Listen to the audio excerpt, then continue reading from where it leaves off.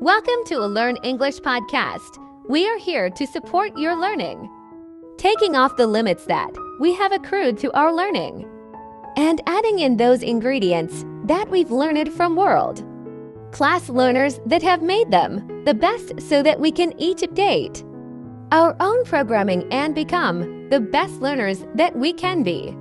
We're really glad that you're here to share some time with us. We hope that this brings you exactly what you need today to better engage in your life and your learning. Today we're going to take up the topic of training our brain to succeed. If you've been with our podcast for a while now, you likely know you understand that we are constantly training our brain. We're training it either to succeed or to not succeed, and there are lots of different ways that plays out if we do the discipline of learning math and how to do it, and we stick with it, and we get good messages about it.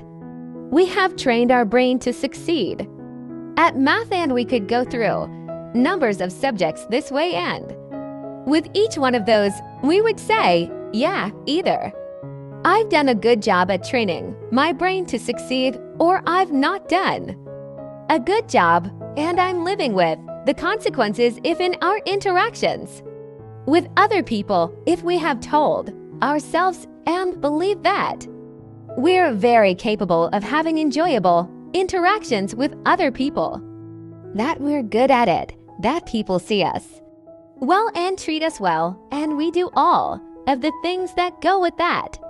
We've trained our brain to succeed in those interactions. Now, again, that's a very complex topic, and there are lots of pieces to that, but just as a general overview, then we could say, okay, we've trained our brain well. So the question we want to first take up is, how do we end up training our brain to fail, to not succeed, to fall short, to come up with? And we labeled it failure. Maybe the teacher wrote something on our tests coming back, they put a big red F on it or something, and we took that to mean, oh, I'm no good at that, and we've internalized that, and we have trained our brain in recalling those images, in telling ourselves the stories about that's an area that we're not good at, that's something that we're just never going to be capable of. I'm not a math person, and the brain, like any biocomputer, goes, okay, we can fulfill that, and it plays it out. It's very simple. We give it that kind of input, and it gives us the output that corresponds with that. So what do we do about those kinds of messages? So let's say that we were told by somebody that we're not good at something. So often when we talk to somebody and ask them when they think about that person having said that, where do they hear it? I mean, if they actually stopped and go, where am I supposed to? I hear that. Do I hear it out in front of me, like that person was at the time? And most of the time, what people say is no. It's sort of like it's in my head. I hear their voice, but somehow it's gotten inside of me. It is very interesting to see what changes when they simply take that voice and move it outside of them again. They put it across the room. They put it out where it was supposed to be, rather than, if you will, distorting reality by putting it inside of them.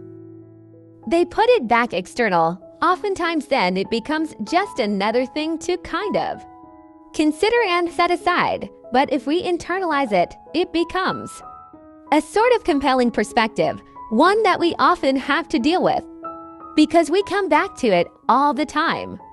Every time we come back to math, in this case, we hear that voice inside of us. It takes on that sort of super of that test. And we have created the sense of ourselves that is a poor math student. And we've taken that into our world, as though it is true and as though it defines us rather than it defined an experience we had or a set of experiences we had, and it limits us. So we want to set those back outside again. We want to take those images and update them. We want to look at them from the perspective of, yeah, that happened. Maybe I didn't do well. Maybe I made a mistake. Maybe whatever. However we were defined that. But that's not the limit now. So often we internalize that and then produce more and more experience in keeping with that. We did poorly on more and more math tests, and we said, see? But it wasn't really that we were necessarily bad at math, but that we believed our own propaganda. We believed our own message. We believed our own conclusion. So if we put it back outside of us and say, well, yeah, that happened. But that's not the limit. I'm not a failure. I just failed at that time. And I can learn, I can add to it then. We want to put that external and put as an extension of that the message of, I can learn that. I can go on beyond what I did then, and I can learn that I've overcome other things. I can also overcome this.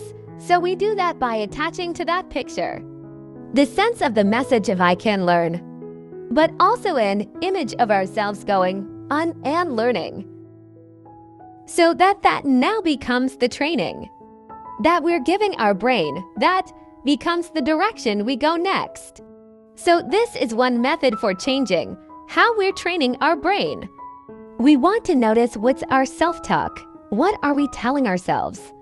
And if it's negative, if it's limiting, if it implies that we're not good enough, etc., we want to change that message.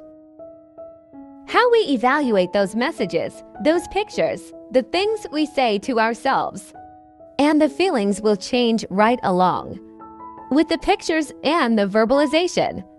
So this is a powerful way to retrain our brain in order for it to be able to succeed at doing whatever it is that we want to do. Sometimes people say, well, my brain just isn't capable.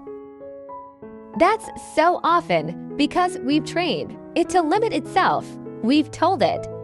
We've shown it pictures of shortcomings, and it's gone, well, okay, if that's what you want, and then it plays that out, and then we use that as evidence of our brain not being good enough. When we change up those images, when we change up those messages, it frees up the brain to be able to go on and do other things.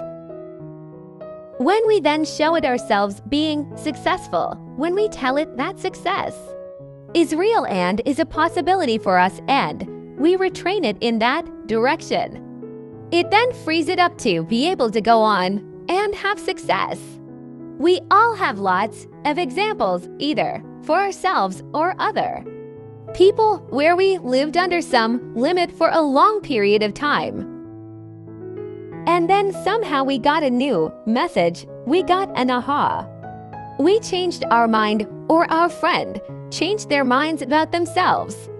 And what? They were always parat with some retraining of their brain and some effort in the direction of the success. They became better at it.